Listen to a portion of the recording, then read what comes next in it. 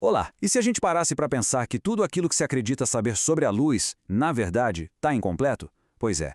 Vamos embarcar aqui numa jornada de um século que não só decifrou a luz, mas que reescreveu as regras do nosso universo. É uma história cheia de quebra-cabeças, de mentes brilhantes e de descobertas que mudaram absolutamente tudo. E no coração de tudo isso está esta pergunta aí que para os físicos era um verdadeiro paradoxo. A luz se comportava como uma onda, sabe? Se espalhando como o som, mas, ao mesmo tempo, ela agia como um fluxo de partículas, com força, com impacto. Como é que algo poderia ser duas coisas tão diferentes ao mesmo tempo? É essa a investigação que a gente vai seguir agora. Então, esse aqui é o nosso roteiro. Vamos começar com a primeira pista surpreendente.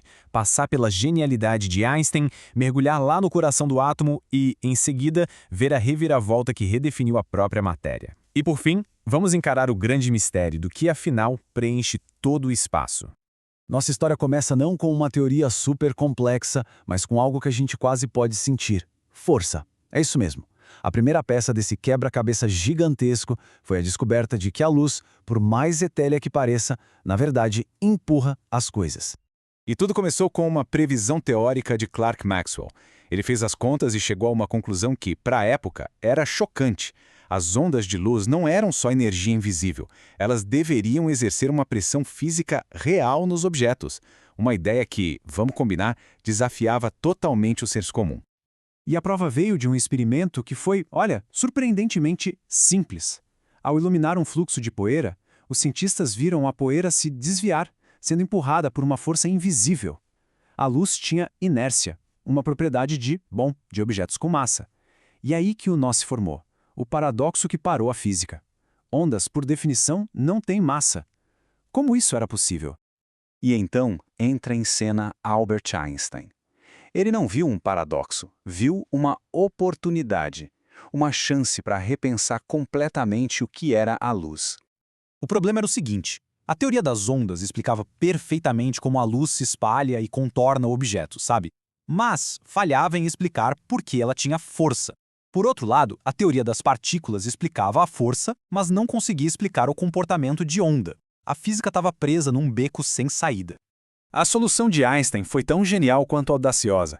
Ele propôs que a luz não era uma onda contínua, mas sim um fluxo de pacotinhos de energia, grânulos luminosos que mais tarde seriam chamados de fótons. Cada fóton carregava uma quantidade específica de energia e por isso podia exercer força. Essa ideia ia mudar o jogo.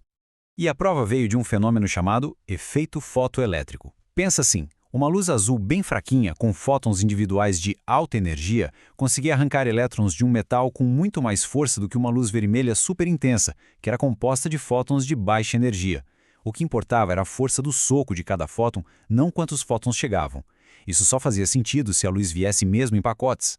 Certo, a ideia do fóton estava se consolidando, mas isso abriu uma nova pergunta. Se a luz é feita de partículas, de onde exatamente elas vêm? E a resposta? A resposta estava escondida no mundo esquisitíssimo do átomo. A teoria dos saltos quânticos revelou o mecanismo. É assim: quando um átomo absorve energia, um elétron pula para uma órbita mais externa. Só que essa posição é instável. Quando o elétron cai de volta para sua órbita original, a energia extra precisa ir para algum lugar. E para onde ela vai? É liberada como um único pacote de luz, um fóton. E aí o efeito Compton veio para cravar essa ideia de vez, tratando fótons e elétrons como se fossem bolas de bilhar numa mesa cósmica. Quando um fóton batia no elétron, ele transferia energia e a sua própria frequência de onda mudava. Era a prova definitiva. A luz, em certas interações, se comporta sem dúvida nenhuma como uma partícula. A história parecia resolvida, né? A luz era uma partícula que, de um jeito misterioso, também tinha propriedades de onda. Mas então, o físico francês Louis de Broglie apareceu e propôs a maior e mais chocante reviravolta de todas. Ele fez uma pergunta de uma simplicidade que até assusta, mas com implicações gigantescas. De Broglie simplesmente inverteu a lógica. Se ondas podem agir como partículas, por que as partículas não poderiam agir como ondas? A hipótese dele era de tirar o fôlego. Tudo no universo, cada elétron, cada átomo, todos nós, este planeta, não é apenas uma partícula. É uma partícula que é, fundamentalmente, guiada por uma onda. A dualidade não era uma esquisitice da luz, mas uma propriedade fundamental da própria realidade. Bom, Uma ideia tão radical assim precisava de provas.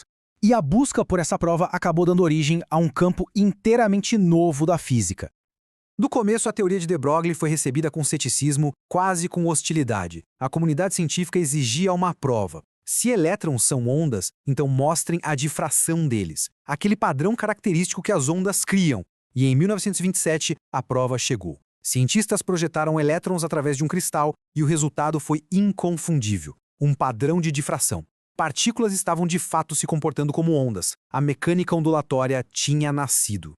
A consequência disso foi uma mudança de paradigma. A matéria sólida como a gente conhecia desapareceu. Foi substituída por uma imagem muito mais estranha, muito mais dinâmica, um universo feito de incontáveis partículas e cada uma delas arrastando seu próprio redemoinho de ondas, cruzando umas pelas outras sem se misturar. E isso nos leva à pergunta final, e talvez a mais profunda de todas. Se tudo no universo é uma partícula dançando ao som da sua própria onda, qual é o palco? Em que meio todas essas ondas, ondulam? A ideia antiga era a de um tal de éter, uma substância invisível que preencheria todo o espaço. Mas Einstein provou que isso era matematicamente impossível. Ele propôs algo mais sutil, o campo. Não uma substância, mas uma área de influência, tipo o calor que se sente ao redor de uma fogueira. A fogueira é a partícula e o calor é o seu campo, preenchendo o espaço ao redor dela. E a natureza de um campo é que sua influência, como a gente vê aqui, é mais forte perto da fonte e vai diminuindo com a distância. Mas aqui está o detalhe alucinante. Teoricamente, ela nunca chega a zero. Isso significa que a influência de cada partícula do universo se estende, por mais fraca que seja, até o infinito. Então, a ideia de campo de Einstein nos ajuda a visualizar essa influência, mas talvez não resolva todo o mistério. Se tudo o que a gente conhece, da menor partícula à maior galáxia, é, em sua essência, energia vibrando em diferentes campos, isso nos deixa com uma última pergunta para refletir. Qual é a natureza fundamental do próprio meio no qual o nosso universo inteiro oscila? A busca por essa resposta, essa continua.